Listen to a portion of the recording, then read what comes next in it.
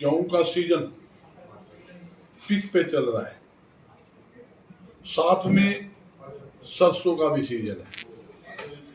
1 अप्रैल से मंडियों में गेहूं की परचेज शुरू हुई।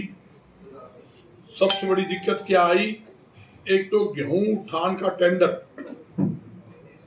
सरकार ने लेट दिया, और दूसरा प्रदेश की मंडियों में वारदाना वो भी लेट आया। और जहां तक कि आज धीमी गति से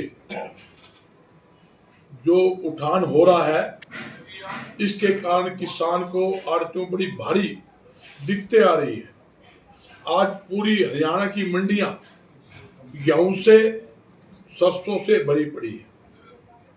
आपके सामने है, जहां तक कि आज तक मंडियों में लगभग 45,75,000 एंटी गेहूं आ चुका है।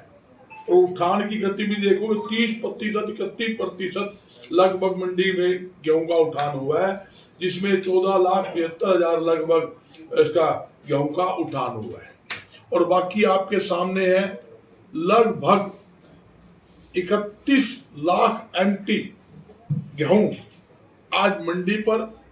और काफी ऐसी मंडियां हैं जैसे कैथल है, जींद है, कुरुक्षेत्र है, पिपली है, सड़कों के ऊपर, रोहतक के अंदर सड़कों पर, दादरी में, जगह जगह मंडियों में गेहूं सड़कों पे भी लंबी लंबी लाइनें लगी हुई है।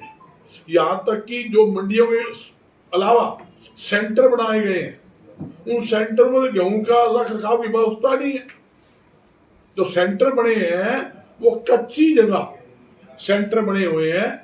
वो कच्चे सेंटर बनने से वो कई बार तो क्या होता है, जो गेहूं उतारते वो मिट्टी के अंदर ही, जो जहां उतारते कच्चे के अंदर वो मिल जाता है। बड़ी भारी दिक्कत किसान को आ रही है। और हमारे मुख्यमंत्री जी ने घोषणा की थी भी 48 घंटे के अंदर हम खरीद करेंगे, और 48 घंटे के अंदर उठान होगा, 48 घंटे के अंदर भुगतान होगा। ये दावे सारे आपके सामने सरकार के फैल सिद्ध हुए। जहां तक कि सरसों की परचेज की बात करता हूँ, 20-20 दिन तक सरसों की परचेज नहीं हुई। उठान किस बात का करोगे? भुगतान कैसे करोगे? ये तो भलाव आड़तियों का या मिलरों का। उन्होंने किसान की सरसों खरीदी या बोली करवाने वाले कौन थे? मार्केटिंग बोर्ड के माध्यम से सरसों खरीदी गई। आज वही दिक्कत गेहूं में आ रही है।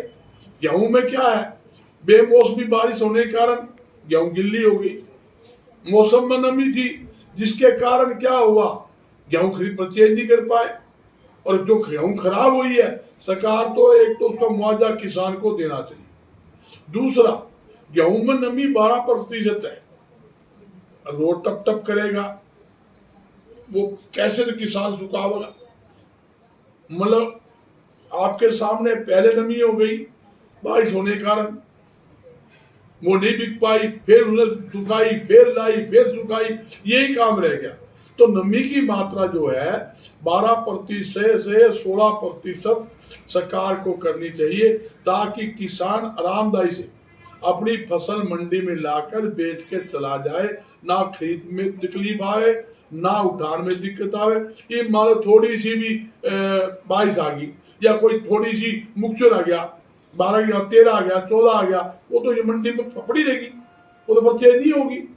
फिर उसको सुखाओ, अपने आप जाम हो गया, या उसके पैसे काटेंगे नमी के नाम के मशीन लगाकर। तो सरकार को, उनको, जब सरकार कहती है किसान हमारा जन्मदाता है, जब नमी की बात आवेगी तो किसान के पैसे काट लो, तो भाई नमी के पैसे नहीं कटने चाहिए। और दूसरी, किसान तो माल बेच के चला गया, माल परचेज कर लिया, फड़ ने माल परचेज कर लिया, वेयर हाउस ने माल परचेज कर लिया, और एजेंसी ने, जब वो माल उठान में देरी होगी, आज 10-15 दिन माल का उठान नहीं है, जब देरी होगी तो माल सूखेगा, गेहूं सूखेगी तो घटती आएगी, जब घटती आएगी उसका पैसा आड़ती से काटा जाएगा। क्यों भाई? जब आपने माल परचेज किया है, एफर्ड ने किया, वेयर हाउस ने किया, या फूड सप्लाई ने किया, तो माल आपका है। हम तो एक कमीशन एजेंट है, हमारा क्या लेना देना है? तो सरकार को घटती का पैसा 1 रुपया भी आड़ती का नहीं काटना चाहिए। लेट होने कारण, उठान की लेट के कारण, देरी के कारण जो घटती आती है उसका पैसा सरकार को किसका काटना चाहिए? या तो खरीद एजेंसी का अधिकारी से रिकवरी करनी चाहिए, या उठान के जो ठेकेदार है जो पैसे खाने के चक्कर में जान करके लेट करते हैं उनसे रिकवरी की जाए, ना कि आड़ती की जाए। आड़ती को 2.5% दामी मिलती है, 2.5% में भी पूरी नहीं मिलती है। उसके बावजूद आप घटती के पैसे काट लो। एक काउंटर के अंदर मान लो 2 किलो घटगी, वो तो घर से देगा। एक किलो घटगी तो घर से देगा। खर्चे पूरे नहीं होते, दुकान का किराया है, भाड़ा है, बिजली का बिल है, टैक्स है, दुनिया भर के खर्चे हैं, वही पूरे नहीं होते, बैंक ब्याज पूरे नहीं होते।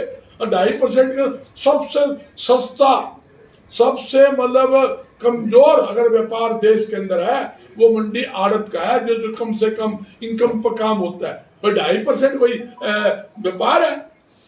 एक साल में एक सीजन आएगा उसमें 2.5% कमीशन, और जब कमीशन देने का टाइम आएगा सरकार का 6 महीने आड़त नहीं मिलती, धक्के खाए जाओ।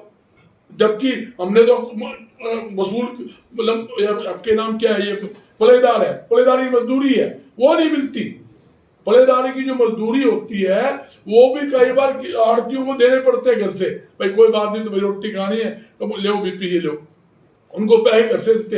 75 लाख एमपी रखे, पैदावार ज्यादा है, पैदावार ज्यादा। भी क्या हुआ है, जो गेहूं पहले आई तो प्राइवेट लोगों ने, फ्लोर मिलों ने गेहूं खरीदी, किसान देके गया, 700 बेची। अरे तुम कहते हो एमएसपी भी खरीद देंगे, फटाफट खरीद दो, फटाफट लेके जाओ ताकि दिक्कत ना आए। एक ऑनलाइन सिस्टम सीख लिया, ऑनलाइन परचेज करेंगे, पोर्टल हेल्दी है। अरे ऑनलाइन परचेज तो करोगे तुम, ना तो ऑनलाइन परचेज करते हो, ना उसका उठान होता है। अपनी गेहूं लाता था, सरसों लाता था, नरमा लाता था, बाजरा लाता था, चना जो भी सामान लाया, आते ही मंडी में आड़ती के आगे गेट देता था।